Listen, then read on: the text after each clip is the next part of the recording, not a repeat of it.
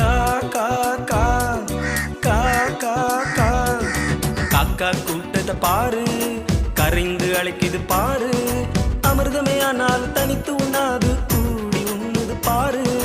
அமிர்தமே ஆனால் தனித்து உண்ணாது, கூடி உண்ணுது பாரு. போலி உறவுகள் எல்லாம் பகைமையின் இருப்பிடமாகும். நல்ல உறவுகள் களங்கமில்லாத இறை உறவில் நம்மை சேர்க்கும்.